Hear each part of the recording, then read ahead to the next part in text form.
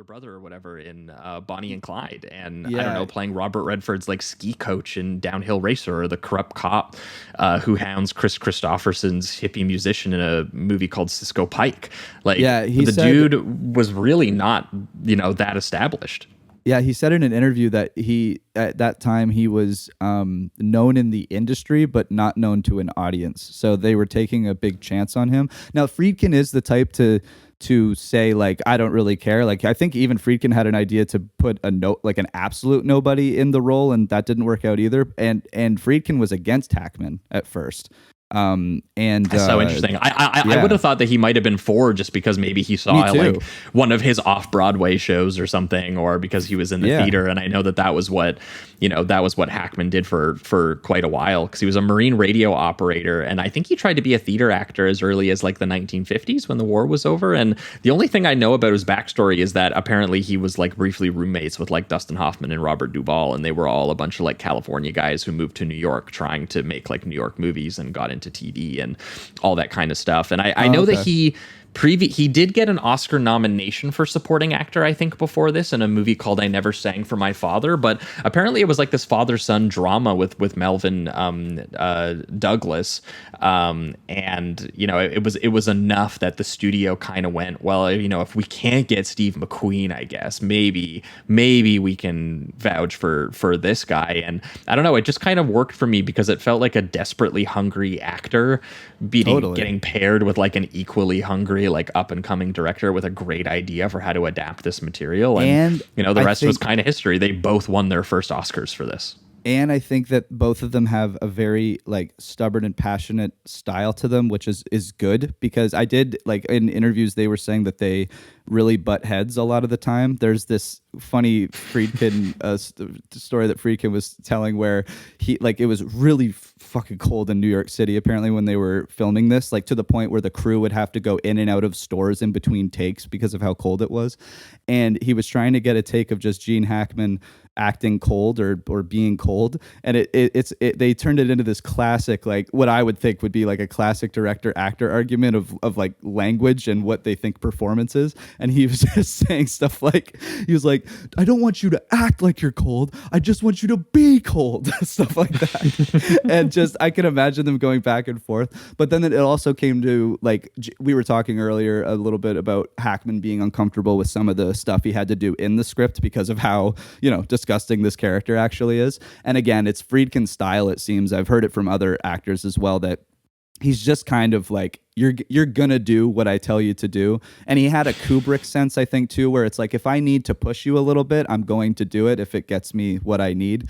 He seemed like kind of had a ruthless attitude, so they definitely butt heads. But again, I think that all of that friction probably created some of the best work. It shows it shows up on the screen. Like Hackman does come across as someone who's just angry and ugly, and he loves to abuse his power and like belittle people, and doesn't have a life outside of any of this work. And friend of the pod, Will Menaker, had a great review where he describes Popeye Doyle as the all-time NYPD MVP.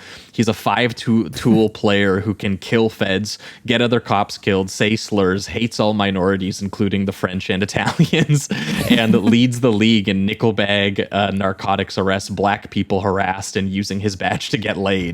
And I was like, that is all incredibly accurate. And the idea of them being like, yeah, we'll get Steve McQueen to do that. I'm like, what do you mean? Yeah. That guy is so just like, he's so handsome and so charming. And, and it's not to say that like Gene Hackman can't also be charming, because he can turn that part of himself on too. And who knows, maybe McQueen had range like that too. But there's something about making the guy just this like balding, power hungry asshole, and Gene Hackman being so willing to put that on screen for Friedkin, or have that at least driven out of him, that it is really what makes this movie. It does feel like the director and actor are in perfect conversation with each other. And it does feel like, maybe Friedkin was able to get this out of him because Gene Hackman, he was able to be a menacing villain later in his career as well. But the rest of his 70s work, like we'll talk about in Night Moves, and like we talked about previously in the conversation, there's just so much more sensitivity and vulnerability to those roles that here you really don't. I feel like it's very deliberate that you don't get to the point where you ever feel like you totally understand this character or even get into any sort of psychological depth or ask. Like, he doesn't ask you to sympathize with this guy. He just goes, this is a guy who exists in the world and you're going to spend time with him. It is pure, and that makes you feel so icky. Yes, absolutely. And the thing about it is, it all goes to the style of the movie too, where this thing, and it's why I absolutely love it, is it's pure procedural.